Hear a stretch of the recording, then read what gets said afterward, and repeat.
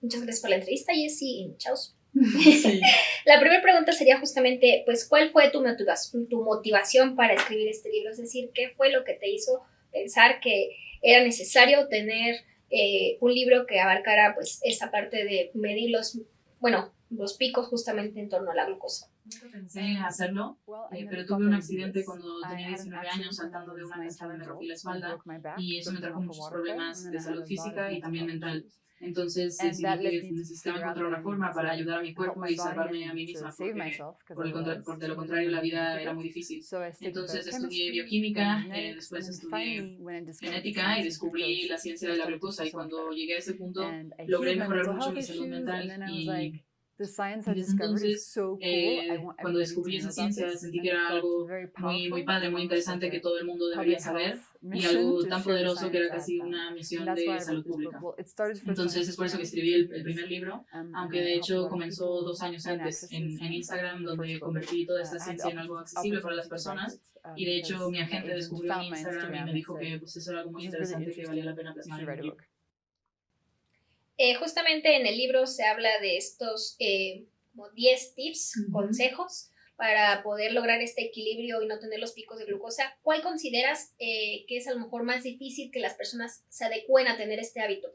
Por ejemplo, veía donde menciona el orden de los factores, ¿no? El orden justamente de los alimentos. ¿Crees que eso es como de los más complicados, adquirir un hábito de tener justamente un orden con ciertos alimentos al momento de cada una de nuestras comidas? Buena pregunta. Recomiendo que lean los 10 hacks, y empiecen con el que les parece más fácil para ellos.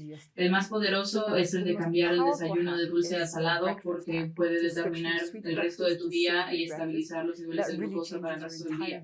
El del orden sí puede ser más difícil y puede ser más complicado de aplicar, pero pues sí es importante notar la diferencia entre la teoría científica y la aplicación práctica.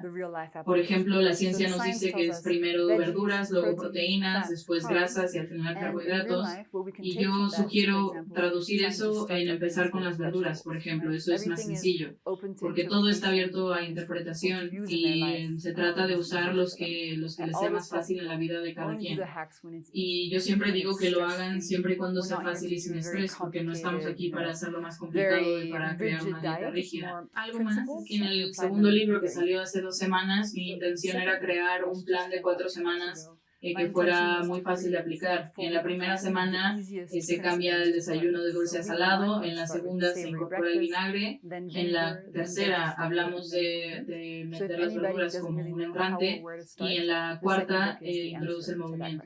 En la mayoría de las dietas, justamente a veces hace mucho énfasis en el consumo justo de calorías, pero tú mencionas esta parte de reconciliarse con las calorías. ¿A qué te refieres justamente como en esa parte de reconciliarse con las calorías? Las calorías no nos dicen qué hay dentro de la comida. 100 calorías de yogur pueden ser las mismas 100 calorías en una galleta. Son las mismas calorías, pero las moléculas dentro de cada comida son muy diferentes. 2 personas que consumen el mismo número de calorías, la primera puede tener picos terribles de diabetes, tener problemas de fertilidad, etc. Y la otra puede ingerir la misma cantidad de calorías, tener una glucosa estable y una salud buena.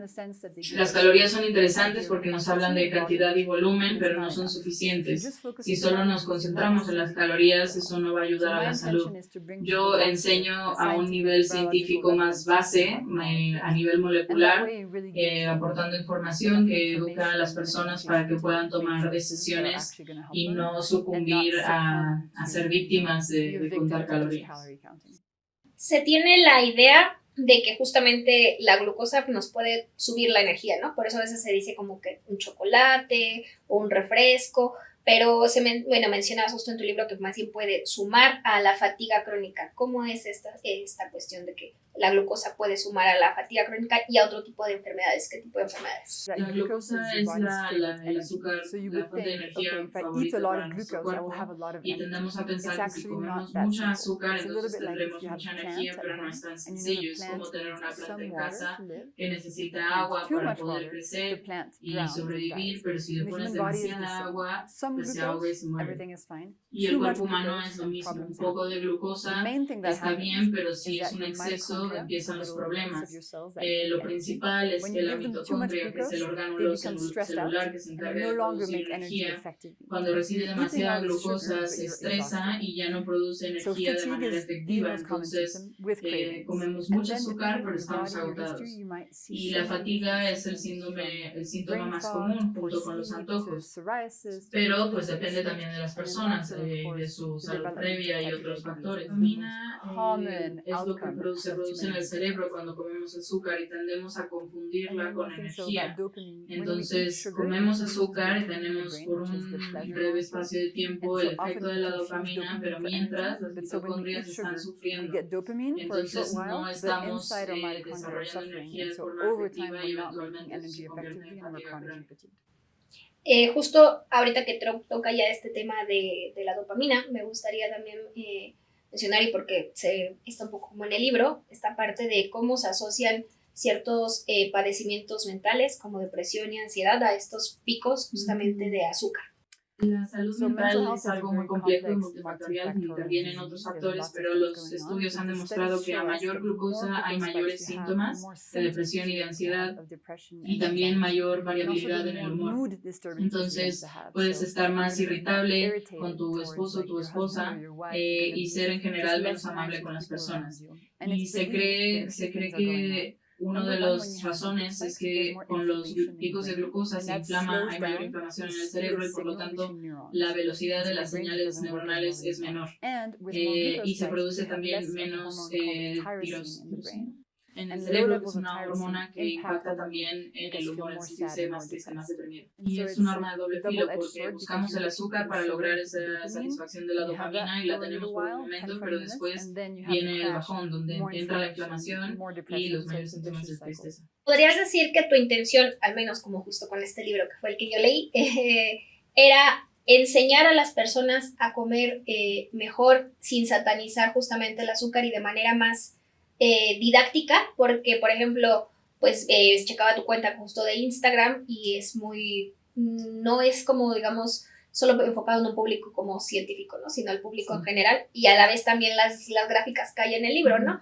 La asociación entre el pico de glucosa y el tipo como de alimento. Entonces, tu intención con este libro era justamente no satanizar como el consumo de la glucosa, sino que lo hicieran de una manera más didáctica las personas. Exactamente, mi intención no es decir nunca más vuelvas a comer azúcar porque eso no es realista, sino se trata de enseñar cómo y cuándo comerla de manera que sea menos dañina para el cuerpo. Y quiero que la gente se reconcilie con la comida, que ya no tenga miedo de los carbohidratos ni de las dietas. Mi pasión justamente es enseñar a la gente esa ciencia, tomar todos esos estudios científicos y convertirlo en lo más didáctico posible. Mi pasión es traducir toda esa ciencia en tips cortos y aplicables que la gente pueda usar. Esos tips, por ejemplo, los que vienen en el libro y a lo mejor los que veía un ejemplo en el libro que decías de con tu mamá, ¿no? Que una plática justo como con tu mamá. ¿Cómo han transformado tu salud? Y justo a lo mejor en los de inmediato, ¿no? A lo mejor como en tu entorno familiar, antes de que saliera igual a lo mejor la cuenta de Instagram o en el mismo libro, ¿cómo ha transformado tu salud el seguir este tipo de tips? La primera en tener beneficios fui yo y justamente pensaba cómo compartirlo con mi familia y al principio mi idea era mandarles el link del estudio pero les daba bastante igual, les resultaba confuso y complicado y me di cuenta de que tenía un problema de marketing. Entonces yo pensaba cómo hacer ese estudio lo más interesante, lo más visual y lo más padre posible, y fue así que pensé en usar los datos de mi monitor de glucosa y de repente cuando los compartí todos lo entendieron y se emocionaron y empezaron a usarlo porque una vez que lo pruebas no tiene sentido dejar de hacerlo porque pues te sientes mucho mejor. Y fueron ellos los que me pidieron que de alguna manera lo compartiera en línea para que entonces pudieran compartirlo con su familia y sus amigos. Y siempre pues ha sido la respuesta a lo que la gente me pide. Y es una locura pensar que hace 4 años solamente era yo y hoy ha crecido a ser algo tan enorme, pero me doy cuenta de que cada persona que aprende al respecto lo quiere compartir porque es algo muy positivo. Justo, cuando leía esta parte del monitor de la glucosa pensaban que pues si estaba solo diseñado para personas que ya tenían diabetes o si tu intención más bien fue sin tener justamente como diabetes lograr como monitorear esos niveles como justamente por qué quererlos monitorear si a lo mejor no se tiene como el problema de la diabetes. Si no tienes diabetes, es importante en primer lugar para que no la llegues a tener, para prevenir el desarrollo de la enfermedad, porque actualmente es una epidemia masiva. 1 billón de personas tienen pre o tienen diabetes ya. Entonces, prevenir es una prioridad. Y en segundo, porque hace más o menos 5 años se descubrió que aún así puedes tener picos muy altos de glucosa en rangos muy grandes que pueden ser peligrosos y pueden afectar a tu energía, a tu humor, a tus hormonas, a tu sueño. Entonces, seas quien seas, equilibrar y estabilizar tus niveles de glucosa puede ayudarte a mejorar mucho en general y esa es la base de mi trabajo.